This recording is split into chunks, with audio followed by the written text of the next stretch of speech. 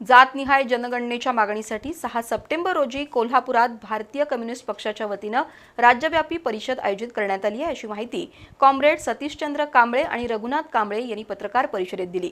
या परिषदेत होणारे ठराव केंद्र आणि राज्य सरकारकडे पाठवण्यात येतील असं सांगण्यात आलं। देशात जातनिहाय जनगणना व्हावी अशी मागणी भारतीय कम्युनिस्ट पक्षानं सातत्यानं केली आहे। सन 2017 मध्ये राज्यसभेत या संबंधीचं खासगी विधेयक मांडण्यात आलं होतं। आरक्षणाचा प्रश्न सोडवण्यासाठी जातनिहाय जनगणना होणं आवश्यक असल्याचं मत कॉम्रेड सतीशचंद्र कांबळे यांनी रघुनाथ कांबळे यांनी पत्रकार परिषदेत मांडलं। या मागणीचा पाठपुरावा करण्यासाठी 6 सप्टेंबर रोजी शाहू स्मारक भवनमध्ये सकाळी 11 ते 1 या वेळेत राज्यव्यापी परिषद आयोजित केली आहे। खासदार श्रीमंत शाहू महाराज, प्राध्यापक संजय कांबळे आणि पक्षाचे राष्ट्रीय सचिव भालचंद्र कानगो यांच्या प्रमुख उपस्थितीमध्ये ही परिषद होणार आहे। पत्रकार परिषदेला दिलदार मुजावर, गिरीश फोंडे, अनिल चव्हाण, दिलीप पवार, बाळासाहेब सांगावकर, SV पाटील उपस्थित होते।